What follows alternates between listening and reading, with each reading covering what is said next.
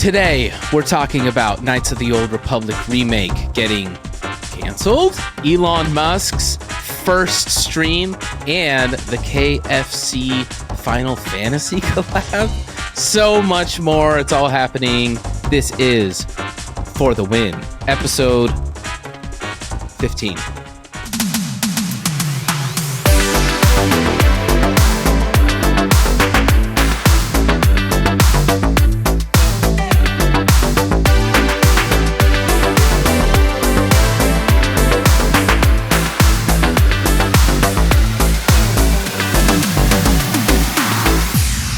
Welcome back to FTW, the greatest video game podcast in the world. Thank you for tuning into the podcast. If you enjoy the show, give this episode a thumbs up on YouTube. Let us know your thoughts by leaving a comment. If you have Spotify, hop on the app and give FTW a 5-star rating, please. I think we're at 8 ratings right now. So if we could get that to 10 5-star ratings, that'd be huge. That'd be huge. It all helps out a ton. You know, we're just algorithm boosting nonstop over here. And if you want more FTW during the week, you can find us on Instagram and TikTok. Links and everything, blah, blah, blah, description, blah, blah, blah. Topic number 0. The Star Wars Knights of the Old Republic remake trailer has been made private. Previous tweets and posts about the game have also been deleted. The remake has not been canceled, according to Sony. A spokesperson for Sony said the remake trailer was delisted over licensing issues. Quote, as a part of normal business, we delist assets with licensed music when the licenses expire. Do we believe this? I've heard there's been some trouble in the build up to this game anyways. Why would you put something out if the license is about to expire? I think originally it was supposed to come out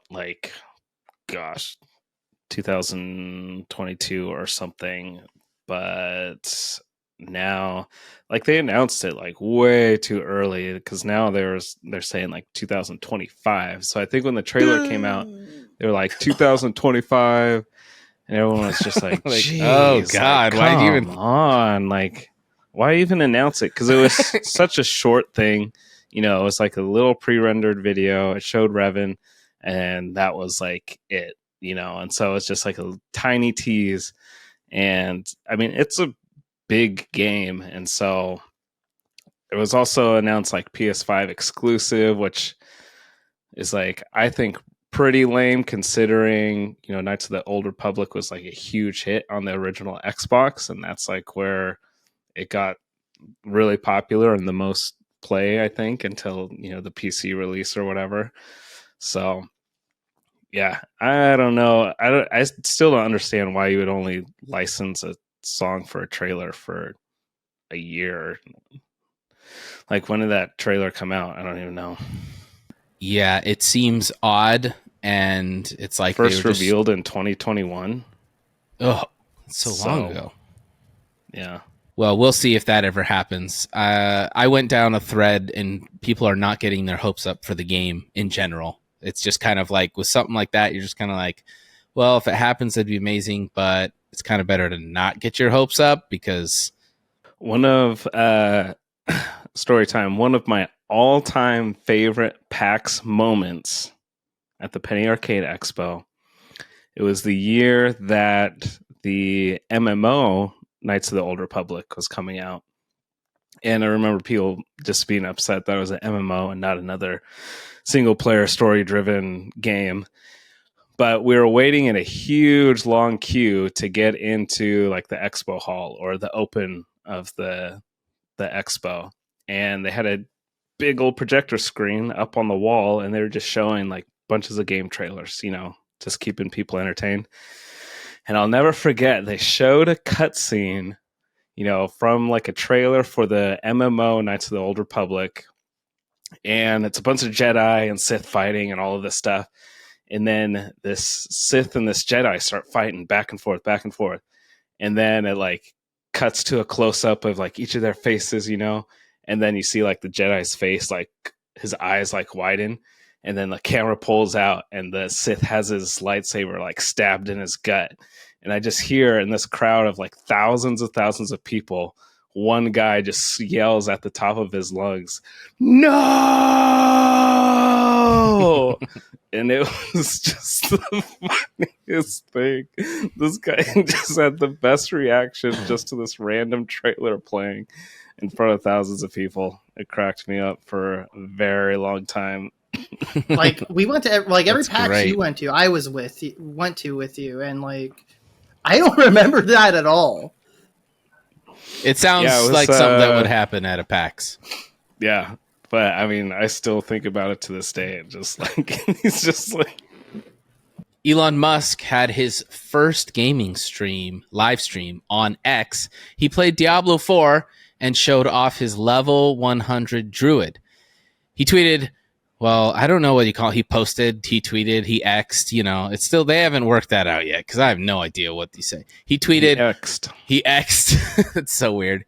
Great game, one that is remarkably complex in interesting ways at max difficulty. BTW, I switched my build to werewolf/poison/bulwark using Nature's Fury. Cleared a tier 99 nightmare dungeon about a week ago.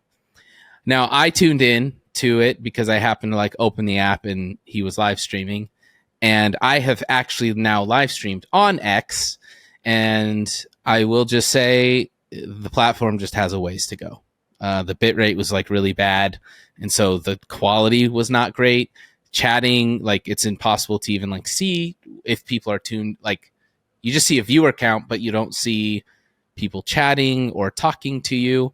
When I tried to go into a stream and chat, it was at capacity, so there's a limit on how many people can chat, and the quality wasn't great, and it just was there was not a lot going on there. Not to say they can't build on it and make it way better, but I find it so funny that he has a level. I can't even find the time to get a level 100 character in Diablo, or the commitment or the drive, I should say.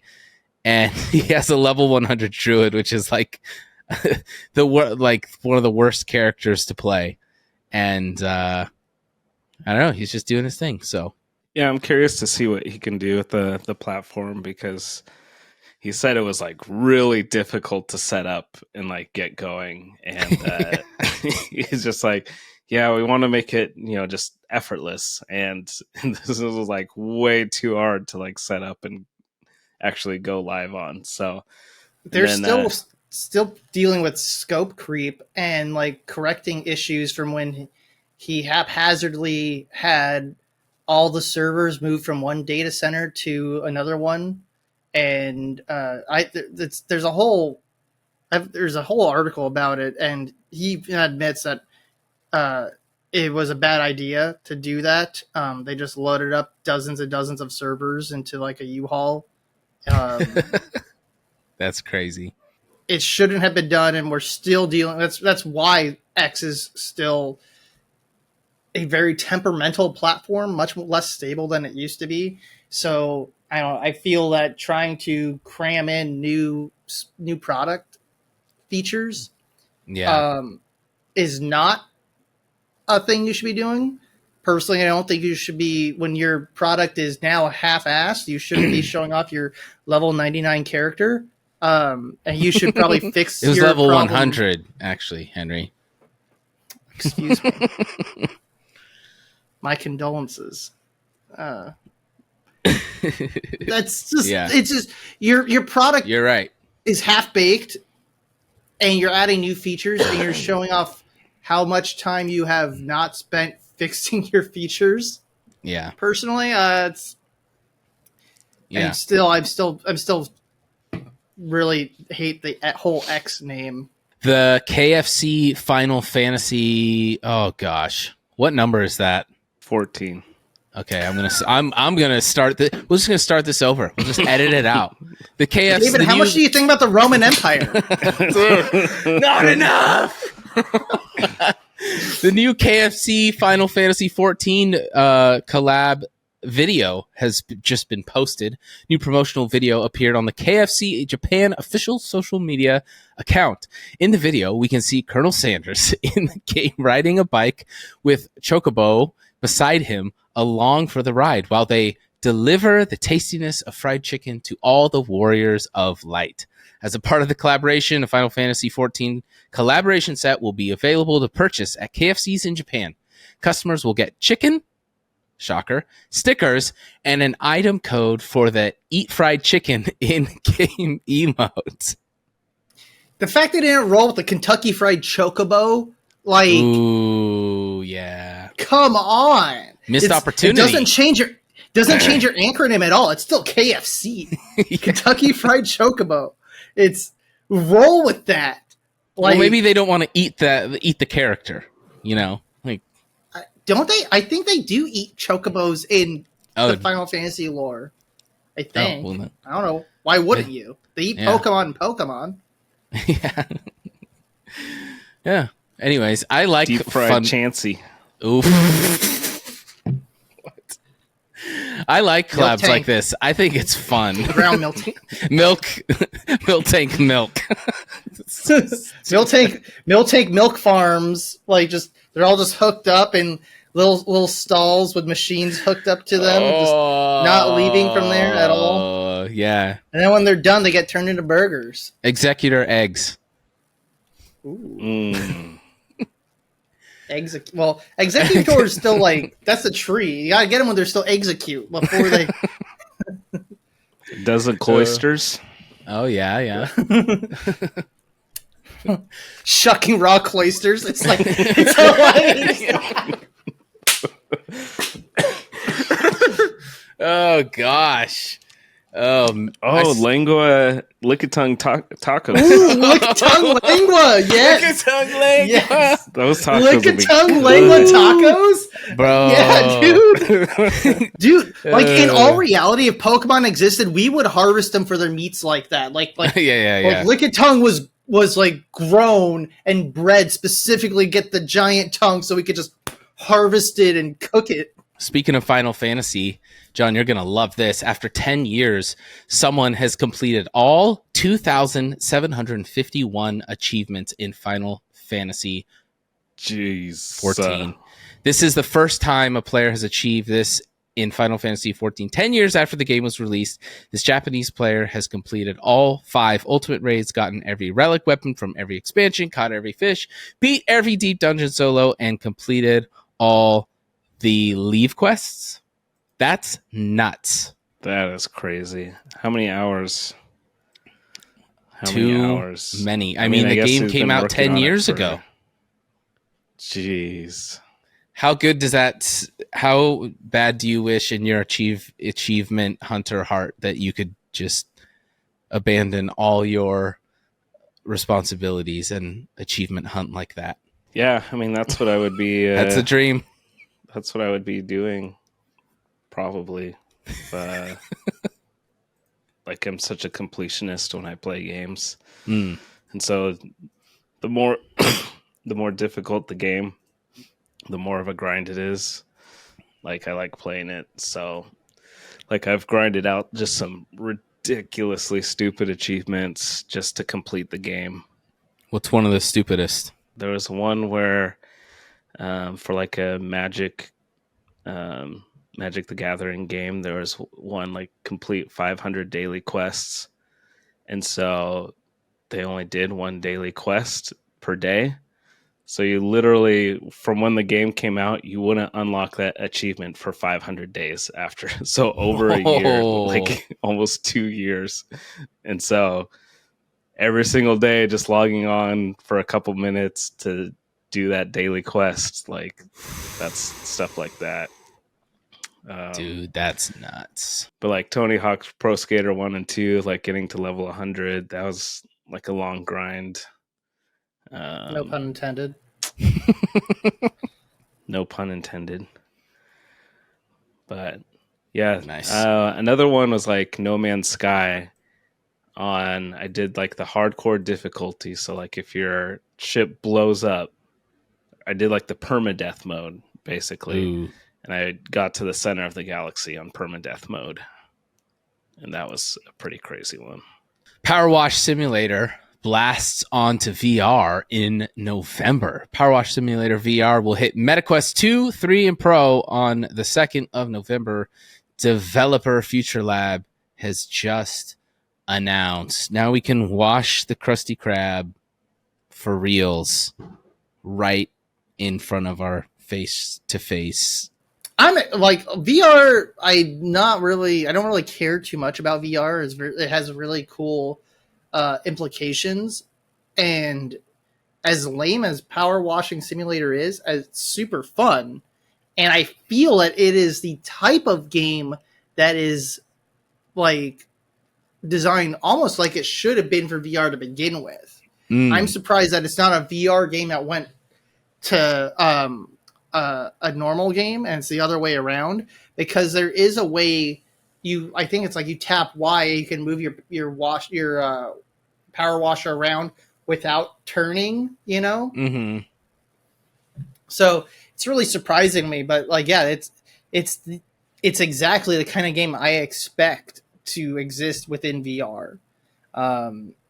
Yeah. So I'd like to give that a shot. Xbox drops a new special edition Gold Shadow Xbox controller. The controller is inspired by the official Shadow range of controllers released during the lifetime of the Xbox One. It has a gold to black metallic finish on the front, creating an illusion of a shadow cast at the bottom of the grips, while the rest of the controller is carbon black. The gold metallic finish extends to the D-pad. There's refurbished diamond pattern side grips. Unlike your dog's standard Xbox controller, man, if they weren't so expensive, I would be buying all these controllers. I just think they look. I think they look so cool, man. So many of them. It looks really cool. I just wish we had more custom like Elite controller options. I need those extra buttons. Xbox game captures will be deleted after 90 days following a new update. Any capture stored on the Xbox network will now be deleted after 90 days. Users can check on their capture status via the Captures app, where any images coming close to that 90-day limit will be flagged. Any thoughts on this update? I know I have stuff that just piles up that definitely would have gotten deleted. Yeah, dude, so much mine's gonna get deleted like that. Because before I had, I didn't like capturing all my So like when I did my Titanfall montages, right, I would record my clips, and then when I was done, I was like, that's enough footage. Then I would hook my boot up my like capture card and then capture that entire string of like clips. Right. And so that's how I used to do it.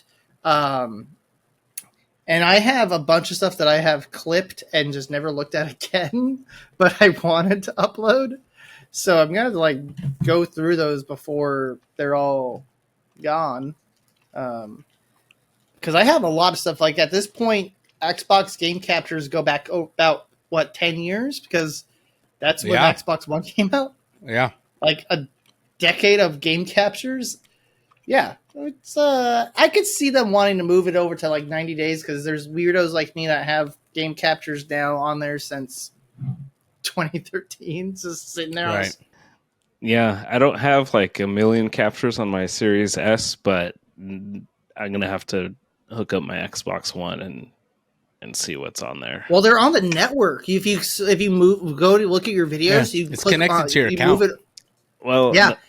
My Xbox One, all that's on my account right now is from Series S. Okay.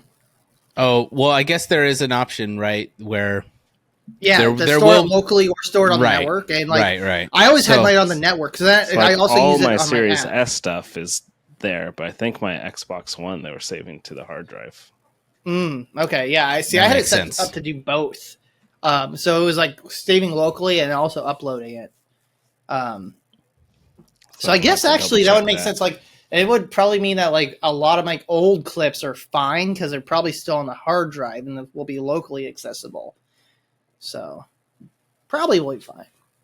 Yeah. I'm having a problem, Microsoft, if you're listening, where my clips are like lagging out basically. When I go to rewatch them, and it'll play for like 5 seconds smooth, and then it'll just freeze for like 1.5 seconds, and then it'll keep playing. And so the clips are almost unusable. And I thought maybe it was because, maybe I'm trying to capture in 4K. Well, let's just turn the resolution down. But now I can't, like, no matter what settings I use, every time I capture clips, they're always messed up. And I looked it up, and tons of people are experiencing the same thing. So I think they're having problems. It's like 100% of my clips now. It just started happening. So mine started a few months ago. I'm kind of unhappy with the Xbox app has always been pretty lackluster. It would be amazing if they did more with it, but at least get the clips like working properly. That's like all I ask. I don't even need 4K. Just give me the 1080 clips. That would be great. Just get it back to working. You can download them. Yeah, true. It's time. The 60-second soapbox, where each of us gets on our soapbox and we talk about whatever we want for 60 seconds. So I'm going to start things off here. And if anyone has a timer, I see a timer right here. So mine is a good rant this week. I have, for the first time ever, subscribed to an energy drink. Now you might be wondering, David, how do you subscribe to an energy drink? Well, there is a company that has a subscription service for their energy drink where I get one 12-pack every month, and I just pay the same discounted rate to get that 12-pack. And I spread them out between the month, and I drink them, and they're delicious. And it's called Juvie. Now, what's cool about this drink, and they're not sponsoring, by the way, is one, it's sugar-free. It doesn't have a ton of crazy ingredients in it. And it has great caffeine content amount, and so you don't get the crash. The flavors are awesome, but what's really cool is if you're a subscriber, they always send you special gifts, pre-release drinks, and unreleased things and promotions for free. And so this week, out of nowhere, I got a package from them with 3 energy drinks in it. One was a can of their tester for their new flavor. Just it doesn't even have the proper stuff on it, the proper look on it. The other is for a promo for some movie that's being released on Amazon, which is really cool. And then the other was their brand new flavor, caramel apple, which is the tester right here, Project Bluebird. And the caramel apple tastes just like a caramel apple sucker, like you're drinking it, and it's delicious. And so shout out to them. That's my 60 seconds. I am absolutely sick and tired of electronics trying to get away from having buttons. Or not even just buttons, having things not even labeled. About 10 years ago, we started moving away from buttons. We started just having like these like touch style buttons, but with like wireless earbuds now, it's a huge nightmare to pair it to a new device. It's great out of the box because you open it up and it's looking already in pairing mode. Your first device you pair it to, and then it's always going to pair to that.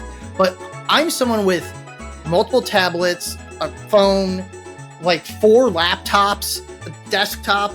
I'm bouncing around from device to device to device, and to change it is, I always have to look it up because it's an arbitrary amount of like taps and holds on a specific one. You have your left earbud and your right earbud. Your left earbud, you tap it once, it's going to skip the next track. Your right earbud, you tap it once, it's going to pause the track. You have to remember which one it is, and they're not freaking labeled. They just have the stupid logo of the brand on it. This is something I found on every single brand. It's super like just unanimous, no matter who you're buying it from. And so like to enter pairing mode, I have to remember some stupid arbitrary sequence of taps and holds. I have to learn freaking Morse code to just pair my earbuds to my different laptop than my phone. It's so annoying. So annoying. John, do you have anything you want to talk about for 60 seconds? Not specifically. No worries. Although Henry did remind me of how much I hate smart TVs.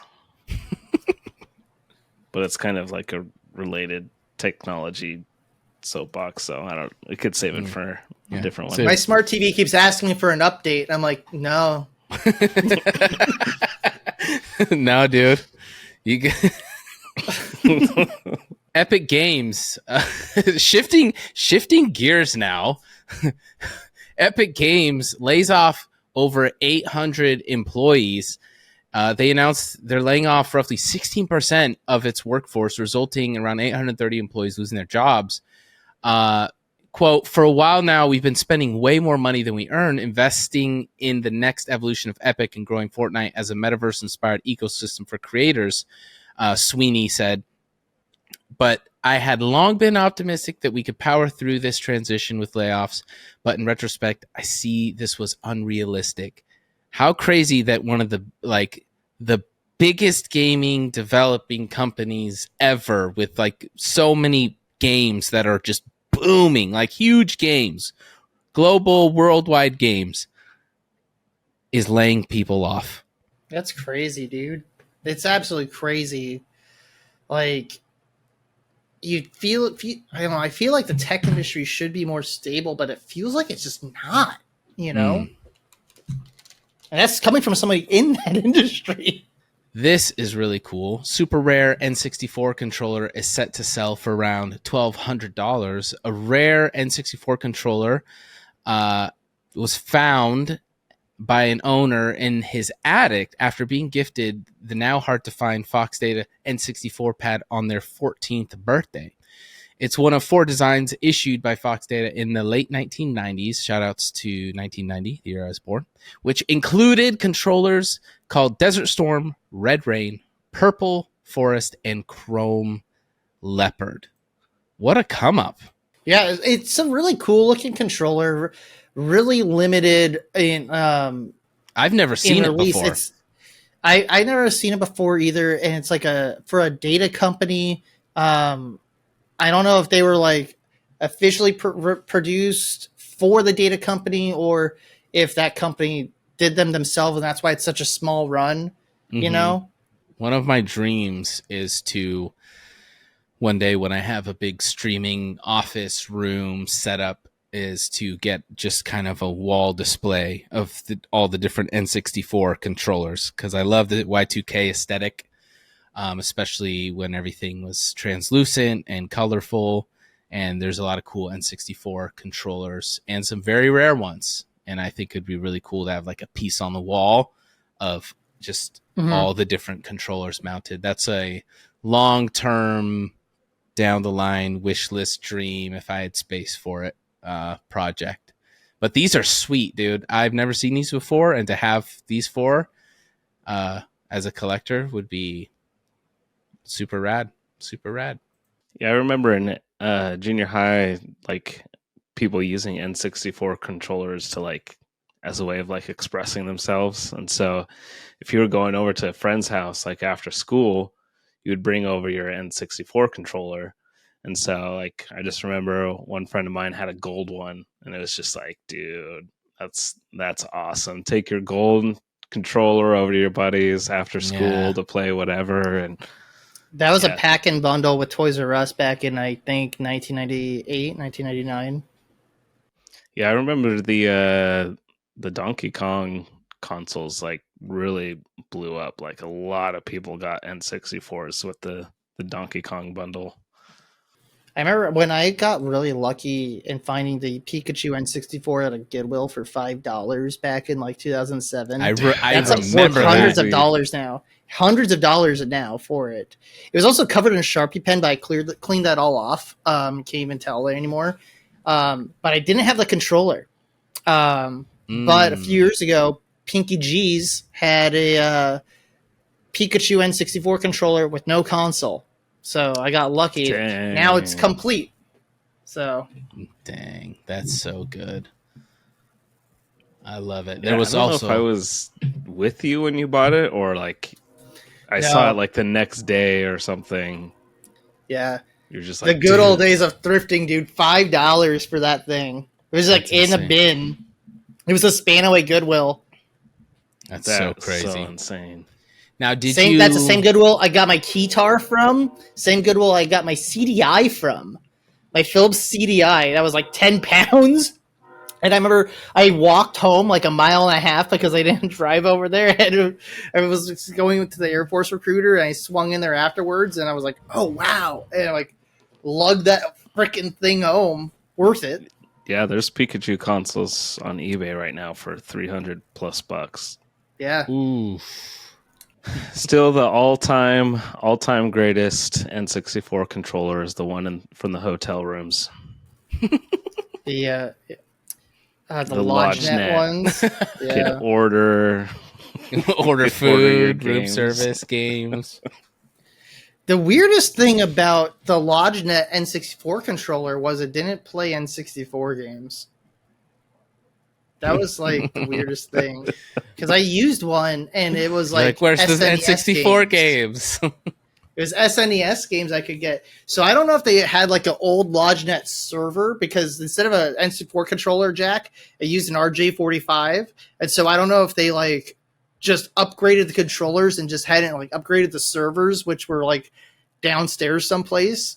I don't know if that was a situation, but I remember back in 2001, I was in Wisconsin visiting family, and my dad let us rent and put it on charge it onto the bill, and it was just SNES games.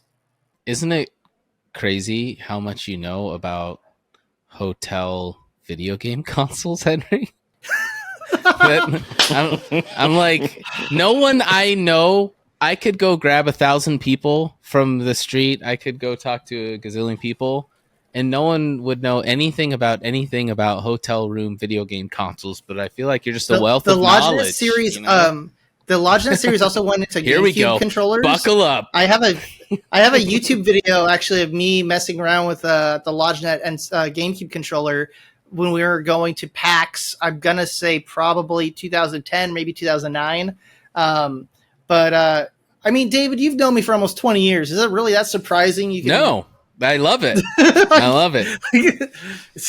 I remember a time when, speaking of 2001, John, remember when the weekends would roll around or actually not the weekends, our birthdays would roll around and we would go to Blockbuster and we wouldn't rent movies. We would beg Dad to rent us a video game console, and we would rent an N64 from Blockbuster and bring it home for the weekend. There was a time, people, where you could actually rent consoles, believe it or not, and take them home and play them. Now we're so spoiled, but back then, I can't imagine having to give back a console after a weekend. Brutal, I know. All your saves. It's probably like the second worst thing that happened in 2001. With Super Mario 64, you're just like, gotta beat it before the weekend's over. And on top of that, the TV was in our parents' room. Oh, so I literally would wake up early Saturday morning, sneak into the room, play with Shadows of the Empire with the sound turned all the way down and try not to wake him up. Gross. I was rough spoiled, times. I guess, guys. I guess I You was were. spoiled. You definitely were. Or was I normal and you guys were like... Because that's not a normal experience what you had. How many gamers do we know and you have that same experience as them? It's not. Yeah, we're not playing normal. freaking N64, and then Selena wakes up 20 minutes later, comes in, she's like, I want to watch Bananas in Pajamas. We're like, no, we're playing N64. Give us a break. Sheesh. Xbox Game Pass gets some new titles this month. Gotham Knights, The Lamplighters League, Warhammer 40,000, Dark Tide, Forza Motorsport. Shoutouts to Ray. Ray play Forza Motorsport? Is he a Forza guy? Oh, yeah. Yeah, that's what I thought. Dude, he has world records on Forza. From Space and Like a Dragon Ishin. Are you guys going to play any of these? None of these really stand out to me, but... I'm still knee-deep in Starfield, dude. Tonight, after recording, I'm going to try really hard to play Starfield again. Super Mario 64 speedrunning history is in the making. The greatest Super Mario 64 speedrun trick has been discovered in Carpetless. What started as a speedrunning meme has turned into a viable speedrun trick. John, you keep decently close tabs on things happening in speedrunning communities, and We were talking about Super Mario 64. Explain to people at home who maybe don't know some of the nuances or just even have an understanding of Super Mario 64. What is carpetless speedrun, and what's going, not necessarily how did this come about, but what's going on here? Why is this such a big deal? Well, kind of the bane of every speedrunner's existence is like timed things. So Right. if something's on a timer or if it's on rails, so like there's a bunch of parts in like the Halo series where you're just like standing on a moving platform waiting to get to the next area, and there's no way to like speed anything up, and so that just like kills like interest in speedrunning for a game a lot of times if there's a lot of that going on. And so there's a later world in Super Mario 64 where there's all the platforms, everything is floating in the sky. So if you fall, you die. And there's one area that's a big house and it's way up in the sky, and the only way to get to it is to ride on a magic carpet, and you just kind of follow the carpet and you jump over things and you collect things and then get back on it before it disappears, and you just fly, and then you can get to the top of this house in the sky and collect the star. So for the longest time, it's been like, in a full 120 star run of Mario 64, that's where it's like there's nothing we can do to like save time on this particular star, because you just have to sit and ride this magic carpet for like 40 seconds or whatever it is. So but they figured out a way to not just get to the house, but also do some crazy wall jumps and things like that, but to get all the way up on top of the roof where the star is without riding the carpet all the way up there. So it's like a crazy setup, and the significant part about this is that it's like repeatable. People have been able to do it like over and over again, so it's like viable to try in a run now with this new setup that was discovered. Pretty crazy stuff. And I know how speedrunners are. It's going to be a matter of months, if not weeks, before this is just a normal strat that people are just doing. So was this done in tasks before, John? Or has it only been... Yeah, I think they were able to do it in tasks before. But with this new setup, they were able to just do it. So I wonder if like we could do this new setup and then in tasks at the same time, you know what I mean? And then see how far we can really, really push that. Shave off all those seconds. Yeah, it's crazy. Mario 64, still has just a huge community of people that play it, speedrun it, are constantly finding new tricks and things, and it's like just a timeless game. Like I can pick up and play it anytime and have fun and like get 20 stars really quick and be like, this is the best. Because there's also just another recent discovery where there's a star. It's the Rolling Rock star on, I can't remember the name of the world. But the guy made an infamous video a few years ago where he got this star with half an A press. And you might remember it as the video where Hazy Maze Cave explains everything. Hazy Maze Cave explains everything and says, but before we get to that, let's talk about parallel universes. And it goes on to this huge explanation of parallel universes in Mario 64. And all of this, it's just like the most mind-blowing video you could ever watch. But this guy, he did that with a half an A press, and then he just recently figured out how to do it with no A presses, 0 A presses. And I watched the video, and he gets the platform where you collect the red stars. You step on the arrows and go around. he glitched that through a wall, and so he's just flying around on that outside of the map. But then he's also gathering all of the little bat enemies to fly after him. So the whole time you hear this, just like the bat squeal, and then and the way he did the video is he had like an overhead view, so you could see where on the map he was, and then see where the enemies were and like their line of sight and all this stuff, and then like his camera, of the game. And so you're just seeing him like on this platform outside of the level with all these like bats chasing him. And then he does he goes down a bunch of platforms and goes back up, and then he does the whole raising I can't remember what they're called, but he raises them up, the enemy, and then it's just crazy. like all happens all at once without pressing A. Star without pressing A. It's just like do these people have jobs? I don't get it. Who comes up? Yeah, they're streamers, David, YouTubers. This is their job. That's so crazy. I saw one comment, it was just all caps, and it just said autism.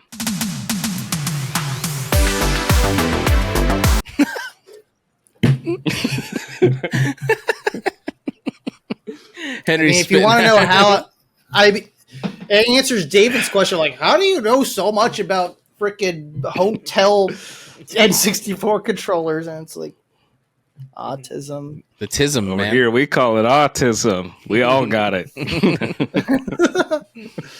I embrace my autism. Even Healthy, if it makes me do things that are just weird. Shout out Theo Vaughn. healthy dose of the tism. Creator of Fallout and veteran game developer Timothy Kane reveals his growing concern with the changes happening in the video game industry. In a recent YouTube video, Timothy talked about how the gaming industry is too afraid to fail and taking less risks, which is in turn stifling creativity across the board. John, you sent this to me, to us the other day, and the video is very, very interesting because he's a veteran. He's seen a lot, he's been around a lot, and he thinks that the gaming industry is not in a good place. This is a very eye-opening video. He used a few examples of personal stories from his career, and sorry. And I think what was kind of troubling was before like DLC and like microtransactions. He talked about how like making a video game isn't really as much about like expressing like art or a story like it used to be. And he's like, that's sort of true but we were always hoping that like the game would sell well, because then we would make money, and we could make something else, or we could survive and all of that stuff. But that that idea, the idea was like pure. So like they wanted to make a great game, and they knew if they made a great game that the chances are that it would sell more. But now what he talks about is how that need to like make money through microtransactions and DLC, it's now crept its way into the actual game design. Whereas before they would design a game and release it, and then whatever the sales were, that's what they were. But now this whole money making part of it is now in the design of the game. And so you have entire like systems and economies designed around DLC and microtransactions and just making more money from the end user than before. And so he talks kind of about how like just from a design perspective, games have just become this like chore almost to like play through and complete. I mean, we've seen memes where it's like a game in 1997 and it shows like a sandwich, like a hamburger, right? And it's like a game in like 2023 and like the game is like just the buns and like the patty is DLC and then like the cheese is a microtransaction and the ketchup and mustard is also microtransactions. And that's how it is now. And it's true. Like, that's why I say like the last generation, or actually 2 generations ago, like 360 gen, that was what I would consider like where we really peaked. We had all the modernity of like today with the internet and interconnectivity, but it was before we had really just realized how much we could just reap everyone's wallets and like fracture the games and sell it, piecemeal to the end users. And also in that video, I thought it was really interesting how he brought up like the apprehension that some newer developers have to like implement features and code, and how things that he said it would take him like 40 lines of code, they would like, I need 2 weeks to do it.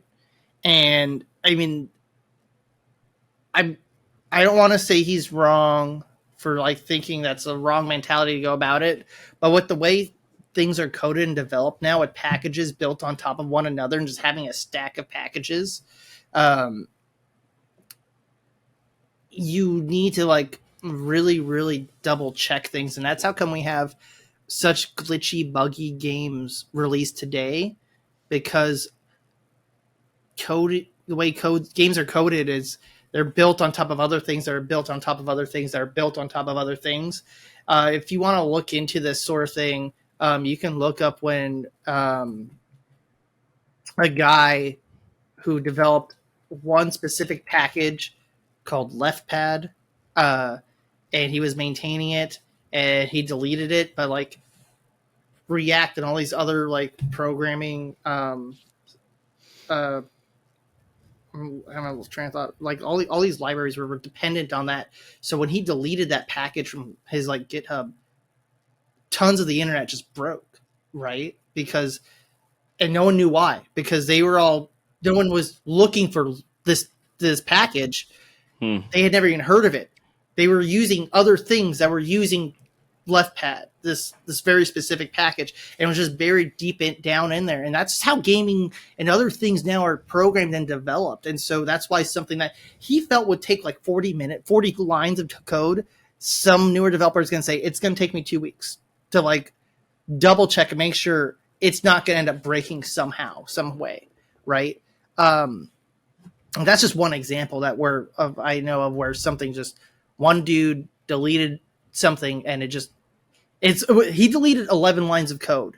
That 11 lines of code broke thousands of websites when he deleted it, right? Crazy. So it's interesting. The videos that he posted is really interesting to look at, because you have to look at it from both angles. Like I said earlier before we started this podcast, I'm not going to say he's wrong, but I'm not going to say he's right either. And that's not the way I'm not writing in the middle, because I agree with him, but I think he's missing some key parts. Like shifting his paradigms to like look at it from a modern programming perspective, if that makes sense. Like you don't have to be a coder to know that these video games are now a gazillion times more complex than a Super Mario 64 or a video game that he created Fallout. It was very simple. It was a little bit simpler back then when he was making Fallout, the first, versions of Fallout. So I do agree with you. I don't know the answer. I'm not a programmer, but it was very interesting to hear his take. Yeah, it was a really good video, and it really shows the frustrations one can have with not necessarily like it just with the modern gaming climate for like as far as development goes. Yeah. And that's just software in general. I just think if our favorite pastime is going to continue to flourish and succeed, eventually developers will have to be okay with taking risks. And it kind of reminds me of kind of the current state of like the film industry, where it's either very small independent films or huge blockbuster studio films. There's not a lot of like just kind of mid-range, mid-level games coming out that have modest budgets that the big companies really want good. a guarantee on their ROI. They want their return on investment. They won't gamble at all anymore. Right. So, and I think that was kind of his point with a lot of it. Yeah, like, hey, that was the primary point. Let's like take risks again. I think a lot of it has to do too with, so many of these big developers or publishers all being, so many of them now are like publicly owned and have shareholders to please. And so it's like they have to just be 100% focused on making money. Like, because like Microsoft or like Activision or something like that, they have the money to just like fund a $15 million game or something, and just take a risk on something if somebody has a good idea. But instead it's like, nope, just dump tens and tens of millions of dollars into Call of Duty and World of Warcraft and like, yep. So I think in all, like, as gamers, we have to just like continuously like vote with our wallet. Don't pay for crap. Like, just like when a good game comes out, buy it, support it, and like that's the only way anyone's going to get a message, is if we vote with our wallets. True. Speaking of companies that will take risks and dealing with money, I didn't bring this up before, but my favorite independent game company these days is New Blood. Their store is literally wehatemoney.store. And they will take on small independent products, mostly first-person shooters.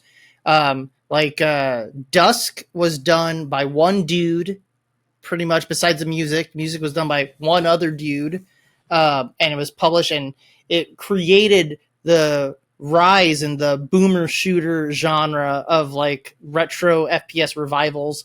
The game is made in modern Unity, but it looks like it's running on the Quake 2 engine, essentially.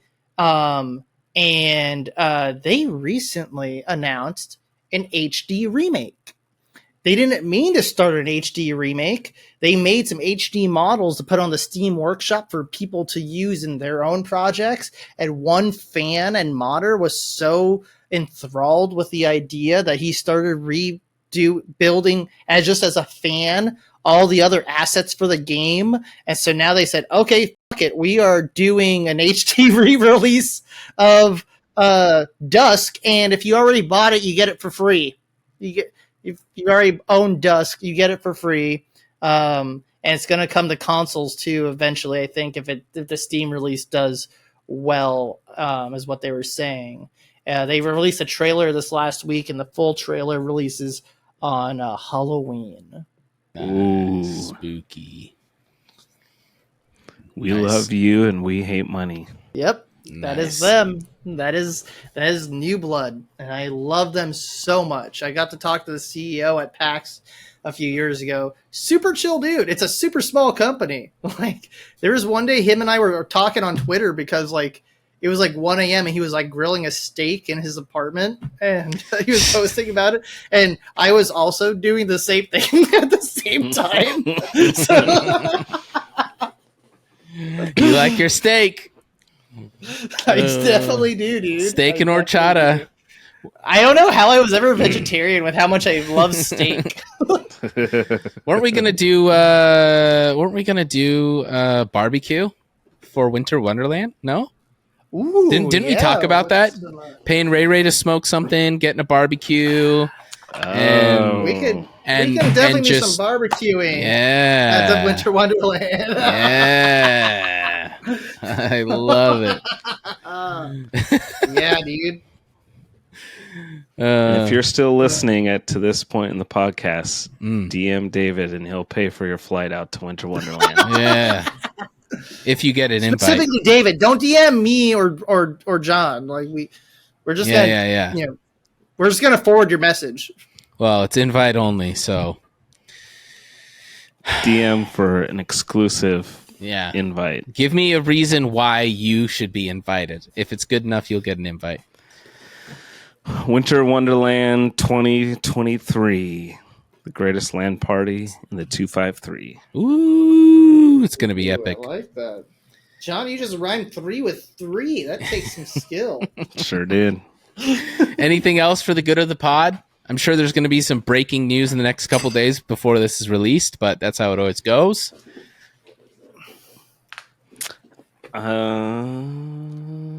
No, I snuck in my New Blood shout out, so there you go. Good on that part. Yeah. Good. I didn't even think about that until like halfway through the recording. I was like, oh shoot, New Blood. Dusk. New Blood. Well, everybody, thanks for tuning in. If you listen this far, we love you, and we will see you next week. GG's. GG's.